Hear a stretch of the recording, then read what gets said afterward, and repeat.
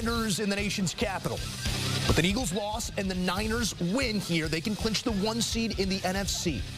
Looking to bounce back after a 14-point loss to the Ravens that included giveaway issues for the starting quarterback and Brock Purdy. Just make it easy, flip it forward. Deebo Samuel got the edge. That is still my bike. Niners up 10-0, Deebo's 12th touchdown of the season. Commanders giving Sam Howell the nod after Jacoby Brissett, who was supposed to start, was ruled out due to a hamstring.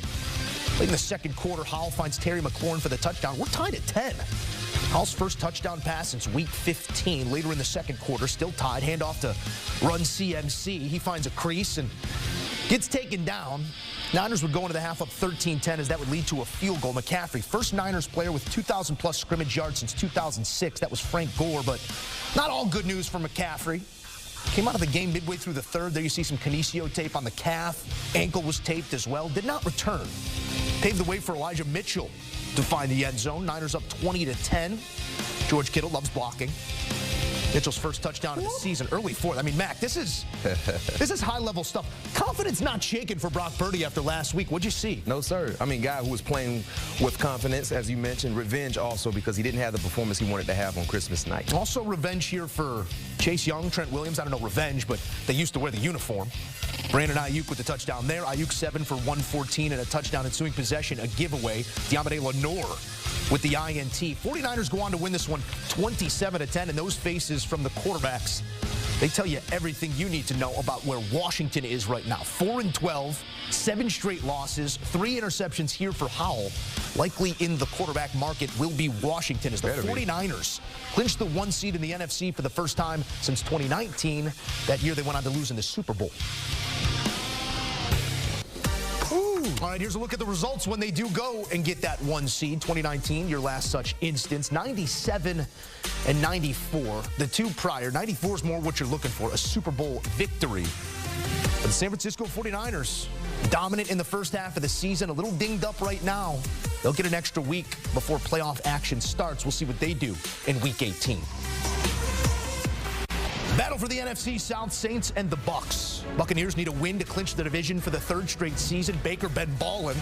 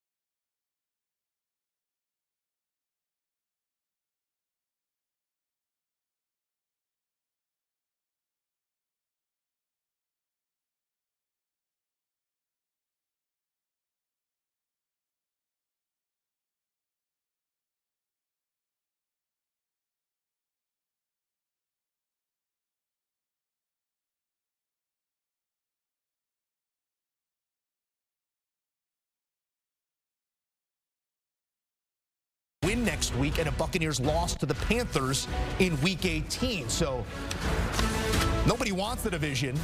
Nobody's taking the division, and the division will be decided by 2 games in Week 18. 23-13, your final here. Some news for the Saints doesn't bode well moving forward. Hopeful to have him back, but Alvin Kamara left the game in the 3rd quarter with an ankle injury and did not return. Back in studio alongside Bryant McFadden, Joe Musso, your host. Mac, as you look at what the Bucs didn't do in this game. I mean, how jarred are you by the lack of execution?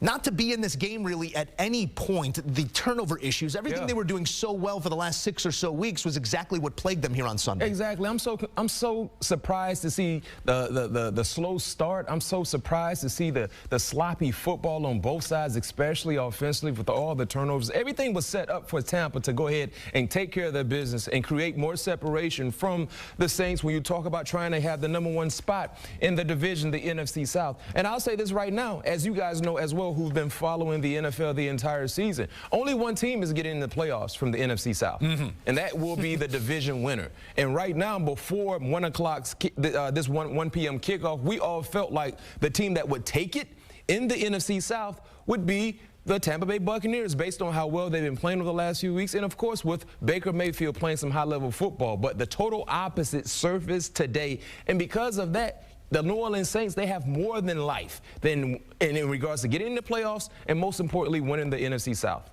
It all comes down to this. Buccaneers would need to lose in Week 18 against the Panthers, and New Orleans would need to win. It's likely still going to be the Buccaneers, but you got to get it figured out. Yeah, and because the thing about that Carolina game, one would say weeks ago, Atlanta had a winnable game against Carolina. Fair. They were sitting in a prime position to win the division.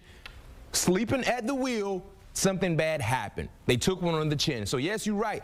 Tampa should still win the division. But the way how the NFL has been navigating the entire season, which has made it so entertaining to watch, you don't know. When you think you know, when you think you can predict or say, yeah, this is going to happen, this player is going to do this or that, you don't know. So for Tampa, yes, they made it very, very interesting for all of us, because if they took care of their business today, that final game against Carolina wouldn't mean as much. Now it's a must-win situation for Tampa. We'll see what happens in Week 18, but here in Week 17, the Buccaneers taking a step back following that 4-game winning streak. More coming here on Game Day Scoreboard. We will get you back out to the game of the day on CBS, where Lamar Jackson and his head coach sound off following the demonstrative win.